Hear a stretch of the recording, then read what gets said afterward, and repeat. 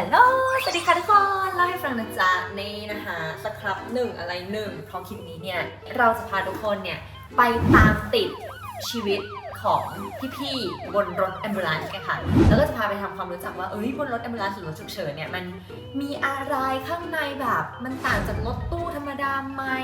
ถ้าเป็นไปได้เนี่ยเราก็จะพาทุกคนเนี่ยขึ้นรถแอมบูเลนซ์ไปกับเราเลยนะคะไปดูว่าเวลาออกเคสจริงๆไปรับเคสจริงๆเนี่ยมันบรรยากาศเป็นยังไงนะคะซึ่งฟางเนี่ยก็ได้ขอโรงพยาบาลไว้เรียบร้อยแล้วนะคะแต่ว่าเหมือนก็ต้องไปดูอีกทีว่าวันนี้มันสถานการณ์หน้างานจะเป็นยังไงเนาะวันนี้เราจะพาทุกคนกลับที่โรงพยาบาลบางพลีนะคะก็ไปดูกันค่ะว่าจะเป็นยังไง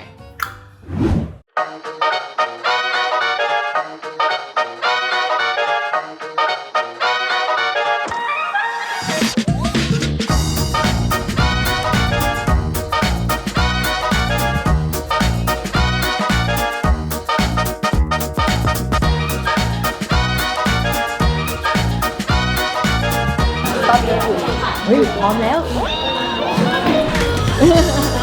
สวัสดีค่ะหนักมากอันนี้คือสภาพเวลาออก EMS ไปรับ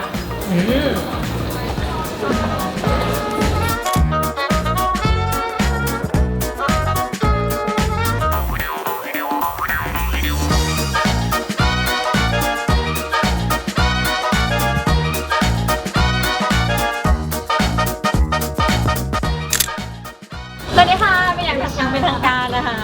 แนะนำตัวหน่อยเร็วสวัสดีค่ะชื่อชมพู่นะคะเป็นพยาบาลวิชาชีพค่ะอยู่ห้องฉุกเฉินโรงพยาบาลบางพลีค่ะสวัสดีค่ะชื่อมดนะคะเป็นนักปฏิบัติการฉุกเฉินการแพทย์ค่ะอยู่ประจำห้องฉุกเฉินโรงพยาบาลบางพลีค่ะถ้าพูดถึงเคสฉุกเฉินที่ต้องออกไปรับถ้าที่เข้าใจก็คือเหมือนปกติเวลาผู้ป่วยโทร1669ใช่ไหมคะแล้วคือมันก็จะไปที่ศูนย์สั่งการศูนย์สั่งการศูนย์กู้ชีพปราการใช่แล้วแจ้งเหตุและสั่งการประจำจังหวัดนั้นๆค่ะเป็นจังหวัดนั้นอย่างอันนี้ก็คือเป็นจังหวัดสมุทรปราการใช่ค่ะแล้วหลังจากนั้นคือเขาก็จะก็คือหน้าที่ของศูนย์แจ้งเหตุและสั่งการก็คือต้องซักประวัติแล้วก็ดีเทคให้ได้ว่าคนไข้เป็นประเภทแดงเหลืองหรือเขียวเพราะว่าประเภทสีต่างๆก็จะเรียกทีมกู้ชีพที่แตกต่างกันไปเช่นแบบพวกที่ปอเต็กตึงกู้ชีพร่วมกตัญญูอะไรอย่างเงี้ยก็จะออกในกรณีที่เป็นเคสที่เป็นระดับเหลืองเขียวออกไปตรวจสอบให้ก่อนอะไรอย่างเงี้ยถ้าเกิดเขาประเมินแล้วคนไข้มีภาวะฉุกเฉินเร่งด่วนที่ต้องให้รถกู้ชีพออกไประดับ ALS อะค่ะระดับขั้นสูงออกไปเขาก็จะแจ้งผ่านศูนย์กู้ชีพประกันอีกทีนึงว่าคนไข้มีภาวะแบบสีแดงนะขอทีมกู้ชีพภายในโรงพยาบาลออกไปสนับสนุนเขาก็จะเรียกเราออกอีกทีแล้วปกติหลังจากที่เขากลิ้งมาเนี่ยเราต้องออกภายในกี่นาทีเคสแดงภายในถ้า10 กิโลเมตรต้องออกภายใน8 นาทีถึงจุดเกิดเหตุด้วย10 กิโลเมตรถ้าเคสเหลืองก็15 นาทีได้เลยแล้วแต่ละเคสที่ออกอะไรเงี้ยอุปกรณ์ที่เตรียมต่างกันเบื้องต้นเราก็จะเตรียมเป็นอุปกรณ์ที่ใช้สำหรับแก้ไขภาวะและชีวิตนี้ของคนไข้ได้ทุกเคสนะคะก็จะเป็นแบบ XABC ใช่ ABC A ก็คือ airway B ก็คือ breathing C ก็คือแบบ circulation อะไรที่แบบช่วงอะไรอย่างเงี้ยแบบพื้นฐานมันก็จะเป็นแบบพื้นฐานแล้วอย่างปกติแล้วอ่ะคนบนรถแอมบูเลนซ์มีกี่คนคะปกติก็3 คนค่ะขั้นต่ำถ้าที่โรงพยาบาลเราจะเป็นพาราเมดิกแล้วก็พยาบาลแล้วก็เจ้าพนักงานฉุกเฉินการแพทย์คนแล้วก็มีที่คนขับก็คือเป็น4 คนแล้วแพทย์ต้องออกบ้างไหมคะคือหนูไม่เคยออกเลยตอนอยู่ที่นี่อะไรอย่างเงี้ยถ้าเป็นโรงพยาบาลอื่นนะคะก็คือก็จะมีแพทย์ออกได้ด้วยแต่ว่าในโรงพยาบาลเราก็จะแพทย์จะไม่ได้ออกด้วยถ้าแพทย์ที่ออกต้องเป็นแพทย์ EP ค่ะใช่ก็จะเป็นแพทย์ฉุกเฉินอาจจะแบบในเซตติ้งโรงพยาบาลใหญ่ๆโรงพยาบาลศูนย์โรงพยาบาลโรงเรียนแพทย์อะไรเนี่ยโอเคเลยแนะนำอุปกรณ์ไหมอันนี้ก็คือเป็นสเตรเชอร์นะคะสำหรับขนย้ายผู้ป่วยซึ่งเมื่อกี้พูดถึงสไปนอลบอร์ดถ้าเป็นคนไข้ที่เป็นเคสอุบัติเหตุค่ะเราจำเป็นต้องเซฟทีสปายของคนไข้ก็คือกระดูกสันหลังของคนไข้ค่ะเราก็ต้องใช้เป็นตัวรองสไปนอลบอร์ดตัวนี้ซึ่งมันจะซ่อนอยู่ข้างล่างถ้าไม่ใช่คนไข้ท้องมากก็ใช้เคลื่อนย้ายได้ค่ะที่แคบๆหรืออะไรเงี้ยคนไข้เดินไม่ได้เคลื่อนย้ายลูกบันไดจะใช้เป็นแบบตัวสแตนแชร์ก็ได้คนไข้นั่งแล้วก็หมุนลงอันนี้คือลงบันไดสำหรับคนเคลื่อนย้ายลงเป็นเปนั่งค่ะอันนี้ก็จะเป็นอุปกรณ์ช่วยเหลือในการเปิดทางเดินหายใจแล้วก็ การช่วยหายใจค่ะ ก็คือปกติทางการแพทย์อะไรเงี้ยการช่วยเหลือเบื้องต้นก็จะเป็นแบบ A B C D E อะไรเงี้ย A ก็คือ airway ทุกคนก็คือมันมีอะไรอุดกั้นหลอดลมอันนี้ก็จะอันตรายมากเราก็จะช่วยเหลือเป็นอย่างแรกนะคะซึ่งอันนี้ก็เป็นอุปกรณ์ทุกคนมาดู แอร์เวย์ส่วนมากที่เราต้องแก้นอกโรงพยาบาลก็คือในคนไข้ที่ไม่สามารถเปิดทางเดินหายใจตัวเองได้คนไข้ซึมอะไรอย่างเงี้ยค่ะมีเสียงสไตรดอร์เสียงกรนออกมาซึมจนแบบไม่สามารถควบคุมกล้ามเนื้อลิ้นตัวเองได้แล้วก็กล้ามเนื้อลิ้นตกไปอุดกั้นทางเดินหายใจส่วนบนอย่างเงี้ยเราก็ต้อง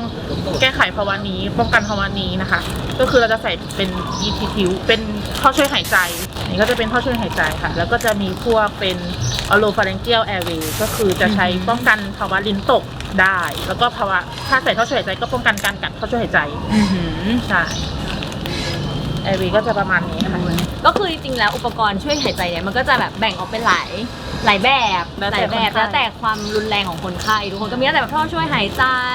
หรือแบบถ้าสมมติว่าหายใจพอได้แต่แค่ออกซิเจนไม่ดีก็จะเนี่ย แคนู คานูล่าหรือว่าแบบเวลาคนทั่วไปเห็นก็อาจจะแบบหนวดกุ้งเวลาแบบในละครที่แบบว่าแบบใส่หนวดกุ้งอะไรอย่างเงี้ยหรือว่าถ้ารุนแรงกว่านั้นหน่อยก็อาจจะเป็นแบบแมสวิดแบ็กก็คือเป็นแบบอาจจะต้องแบบแรงขึ้น ใช้ออกซิเจนเยอะกว่า ออกซิเจนเยอะกว่าเพิ่มออกซิเจนได้ดีกว่าอะไรประมาณนี้นะคะทุกคนอันนี้คือเป็นแบ็คแพ็คแอร์เวย์นี่ก็เป็นตัว C และตัว C ใช่อันนี้ก็จะเป็นอุปกรณ์ ระบบ ห้ามเลือดใช่ค่ะนิดหน่อยอันนี้คือยาที่ใช้นอกโรงพยาบาลอะดรีนาลีนที่เอาไว้ใช้ในคนไข้หัวใจหยุดเต้นแล้วก็ที่สำคัญก็จะมีตัว 50% กลูโคสที่ใช้ในคนไข้ที่มีภาวะน้ำตาลต่ำยากันชัก ยากันชัก ที่คนไข้ชักเกร็งไม่อยู่เลยนะคะ ใช่ อาจจะไม่หัวใจหยุดเต้นได้ อันนี้ขาแบบแพ็กกี้บัดดี้ก็คือมีแก้ไขได้หมดเลย แก้ไขฉุกเฉินโหไม่เคยเห็นนะเนี่ยนี่เพิ่งเห็นครั้งแรกแล้วก็อุปกรณ์เปิดให้สั่นน้ำค่ะทั้งเด็กแล้วก็ผู้ใหญ่ค่ะ ใช่แล้วก็มีสารน้ำชนิดต่างๆแต่ในคนไข้ แบบช็อกก็แบบให้เลย ใช่ แล้วส่วนมากช็อกนี้จะเป็นเหตุการณ์อะไรคะ แล้วถ้าเป็นช็อกถ้าแถวนี้ก็จะเป็นอุบัติเหตุเสียเลือดมากหรือว่าอาจจะเป็นเซปติกช็อกสามารถกว่า ติดเชื้อในกระแสเลือดทำให้ช็อกได้ ใช่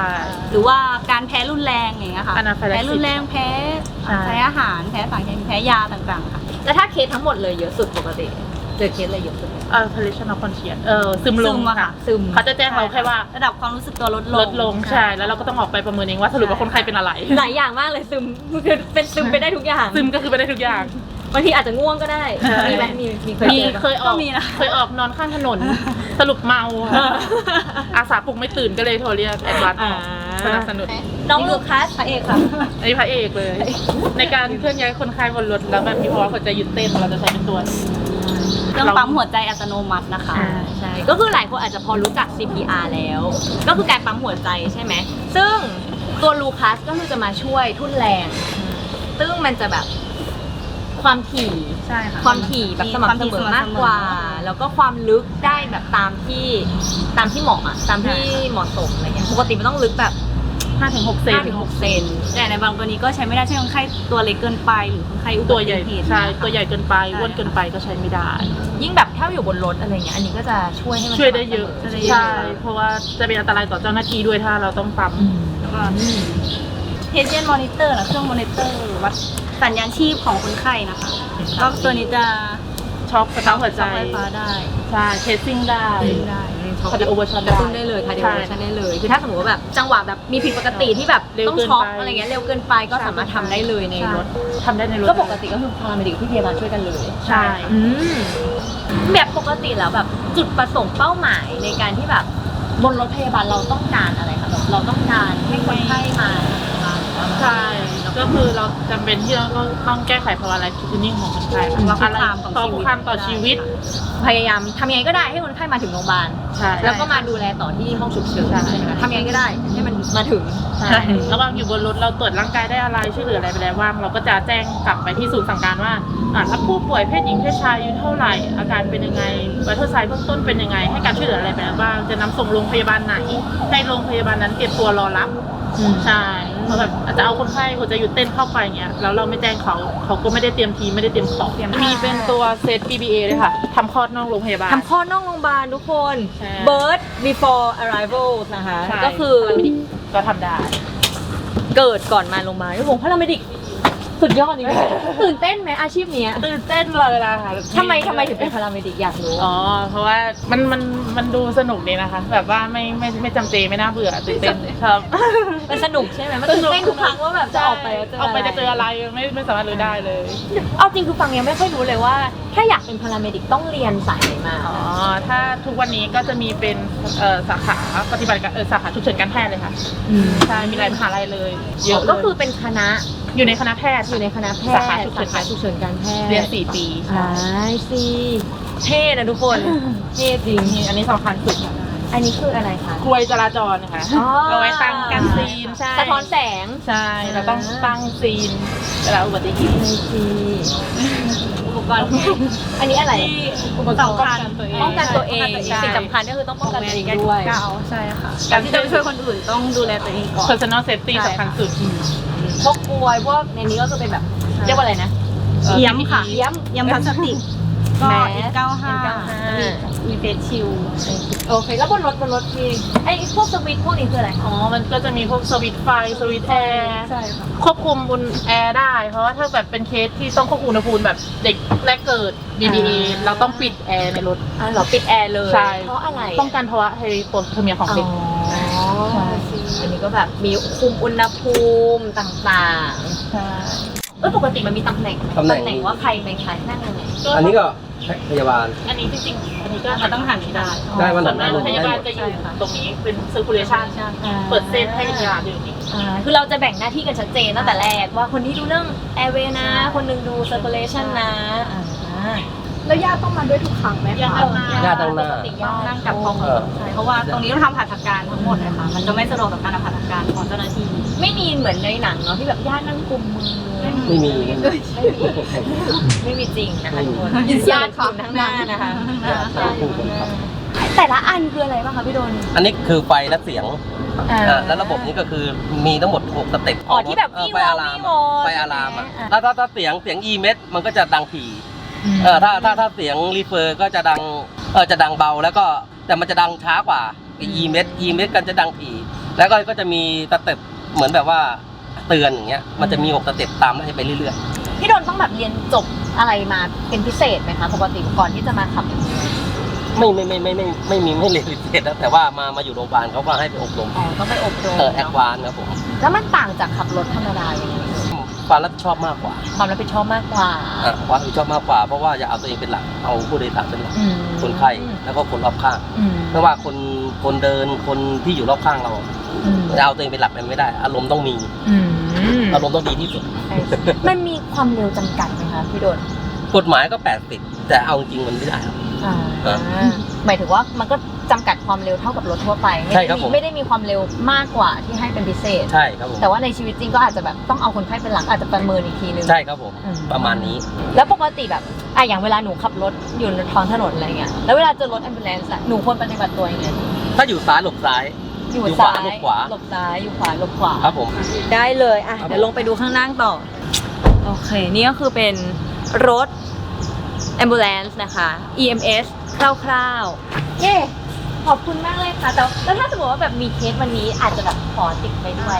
อาจจะนั่งได้ หนูอาจจะแบบติดไปคนเดียว จะมีหรือเปล่า จะมีหรือเปล่าไม่รู้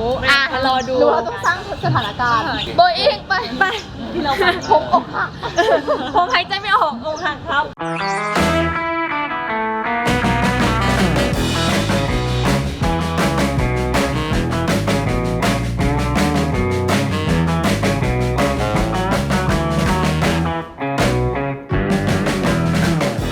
นี่นะคะตอนนี้เราอยู่ที่ร้านอาหาร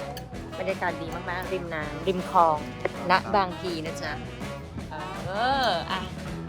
คิดถึงอาหารราคา40 บาทมากคณะหมูกรอบตอนนี้ก็คือเรารอเคสอยู่นะคะ ไม่แน่ใจว่าจะมีไหมเราจะรอถึงกี่โมง เที่ยงคืน เที่ยงคืนเหรอจริงเหรอเราจะรอจนกว่าจะมี ถึงมันจะต้องถึงพรุ่งนี้เช้า เราก็จะรอ เราไปดูกันนะคะว่าจะมีเคสตอนกี่โมงประเด็นคือไม่มีที่รอด้วยไงเรียร้อนมาก ก็ต้องนั่งตรงนั้น นั่ นะ งนั้นตลอดไป เรากินข้าวกัน แล้ว เสร็จแล้ว เดินแถวเนี้ยต้องแบบมีสติมาก เพราะว่ามันมีท่อที่แบบ ที่มันเปิดอยู่ ทุกคนก็คือจริงๆพูดไปหลายคลิปแล้วแหละแต่ว่ามันยังไม่ได้รับการแก้ไขเลยก็เลยพูดซ้ำอีกครั้งหนึ่งนะคะก็คือรู้สึกว่าคือมันอันตรายมากคือตอนนั้นเล่าเหตุการณ์อีกครั้งเผื่อแบบใครไม่เคยรับรู้นะก็คือตอนเป็นอินเทอร์หนึ่งคือฟังเคยตกท่อทุกคนแบบเหมือนน้ำท่วมใช่ไหมเป็นฤดูฝนน้ำท่วมแล้วคือแบบพอน้ำท่วมมันจะแบบบังมิดเหมือนเราไม่เห็นว่าแบบตรงไหนคือท่อตรงไหนไม่ใช่ท่อแล้วก็คือเราก็แบบรีบเดินจะแบบไปโรงพยาบาลใช่ไหมรีบเดินแล้วก็แบบตกจ้ามันตกหนักตกท่อจ้า ท่อไหนคะ ท่อ เหตุการณ์เกิดขึ้นณตรงไหน ก็แบบจริงๆเคยพูดไปแล้วแต่แบบเหมือนอาจจะไม่ได้พูดจริงจังอะไรเงี้ยแต่ว่าก็รู้สึกว่าถ้าใครเห็นคลิปนี้ฝากส่งให้แบบไม่รู้ใครเป็นหน่วยงานที่ต้องดูแลแบบพวก เดี๋ แบ ยว บ แปะรูป ผู้ว่าเหรอผู้ว่าสมุทรปราการหรืออะไรอย่างเงี้ยใครก็ได้ค่ะนี่คือท่อที่มันตกแล้วคือมันสกปรกมากตอนนั้นก็คือแบบกลัวแบบแผลติดเชื้ออะไรอย่างงี้ใช่ไหมก็เลยต้องแบบรีบไปห้องพยาบาลแล้วก็ล้างแผลอยู่นานคือแต่โชคดีที่แบบมันเป็นตำแหน่งที่มันอาจจะไม่ได้แบบเป็นเกิดขี้รอยหรืออะไรอย่างงี้ด้วยบางคนก็คืออาจจะเคยเห็นเนาะคือมันเกิดจากการที่ผิวหนังมันซ่อมแซมแล้วมันซ่อมแซมเกินแบบเนื้อเยื่อมันผลิตมาเกินคอลลาเจนผลิตมาเกินมันก็เลยเกิดเป็นก้อนนูนอะไรเงี้ยซึ่งมันไม่ได้อันตรายอะไรขนาดนั้นแต่ว่ามันก็ไม่สวยอะไรเงี้ยแล้วก็ไม่อยากมีใครให้เกิดอะไรเงี้ยปกติแบบเวลาเจอเคสที่โรงพยาบาลอะไรเงี้ยก็จะแบบเขาผู้ป่วยก็จะมาแล้วก็แบบเราก็จะฉีดสเตียรอยด์ให้มันแบบดีขึ้นอะไรเงี้ยค่ะซึ่งวันนี้ฟังก็เลยอยากจะมาพูดถึง Curica's Medical Scar Healing Gel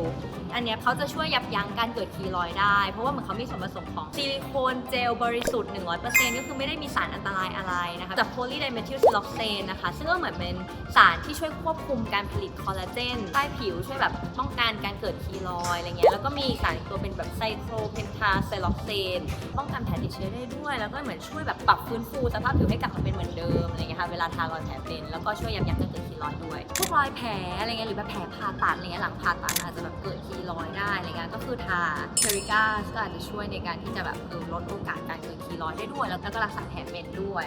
พวกแผลผ่าตัดหลังผ่าตัดอะไรเงี้ยที่เป็นแบบรอยแผลมันมีโอกาสที่แบบคอลลาเจนอาจจะสร้างเกินอะไรเพราะจริงๆสาเหตุของคีรอยด์ปัจจุบันมันก็ยังไม่ทราบแน่ชัดขนาดนั้น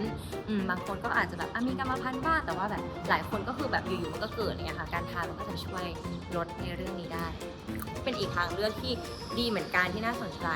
ซึ่งสามารถทาได้เช้าเย็นนะคะหลอดละ790 บาทสามารถซื้อได้ตามราคาชั้นนำทั่วไปเลยนอกจากนี้ยังมีอีกสูตรหนึ่งนะคะอันนี้เป็นสำหรับเผื่อใครที่กังวลเรื่องแบบสีผิวคล้ำจากแผลเป็นอะไรเงี้ยก็คืออันนี้เป็น Purica Plus Advanced Dragon Bud CNE Scar Gel ตัวนี้ก็คือสำหรับใครที่แบบกังวลเรื่องแบบสีเข้มคล้ำของแผลก็สามารถใช้ตัวนี้ได้นะจ๊ะประมาณนี้ปางั้นเดี๋ยวเราไปนั่งรอเคสกันต่อตอนนี้ยังโทรศัพท์แห้งมากยังไม่มีเลยเราจะได้กลับบ้านกี่โมงแต่วันนี้เราจะพาทุกคนไปมาตามมา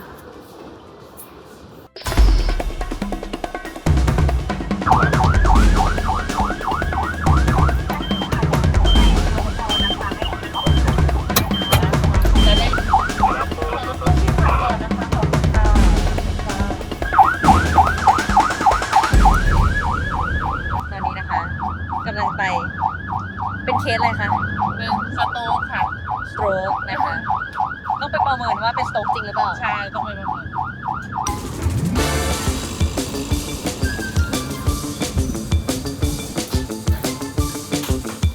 ตอนนี้เราอยู่กันที่เมคอัพบางนานะคะ ก็คือมีเคสสโตรกซึ่งจริงๆพี่พยาบาลบอกว่า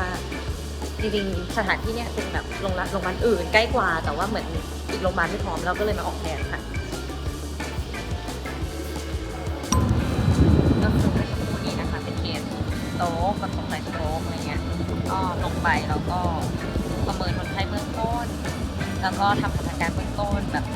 ให้สารน้ำอะไรประมาณนี้นะคะแล้วข้างหลังก็วุ่นวายอยู่ตอนนี้ก็ขึ้นรถแล้วรอ รอ เปิดเลย ใช่รอขอตัวประกัน รอเขาสั่งว่า ใช่ เด็กภารกิจแล้วเก่งมาก เป็นไงบ้างคะเมื่อกี้คือเหนื่อยค่ะเหนื่อยบรรยากาศก็จะเป็นประมาณนี้ได้ค่ะก็คือเท่าที่เห็นเมื่อกี้ก็คือเวลาไปถึงเราก็จะต้องประเมินอาการเบื้องต้นประเมินคนไข้แล้วก็เห็นแบบเจาะเลือดแบบใส่น้ำเกลือที่ตั้งแต่เซฟตี้ตรงนั้นเลยใช่ค่ะเป็นพยาบาลสนุกไหมสนุกค่ะเป็นพยาบาลต้องตอบอย่างอื่นได้เหรออ๋อห้องฉุกเฉินสนุก เจออะไรแปลกใหม่ไม่ซ้ำทุกวันใช่เพราะว่าต้องแก้ปัญหาเฉพาะหน้าให้ได้ต้องในหัวเนี่ยต้องคิดแล้วว่าคนไข้เป็นอะไรกันนะอะไรอย่างเงี้ยค่ะใช่ถ้าไม่ใช่คนไข้ท้องใหม่มันจะอาจจะเป็นได้หลายโรคเนี่ย พี่พยาบาลเก่งมากแบบจำได้ปีที่แล้วคืออยู่รอดเพราะแบบพี่พยาบาลล้วนๆพี่พยาบาลพูดอะไรส่งได้ไหมเก่งมากต้องขอบคุณมากนะคะแล้วก็ขอบคุณมากเลยที่วันนี้อุตส่าห์พาแบบออก EMS ด้วยเป็นครั้งแรกของฟังเหมือนกัน แล้วก็พาทุกคนมาด้วยค่ะก็ขอบคุณนะคะบ๊ายบาย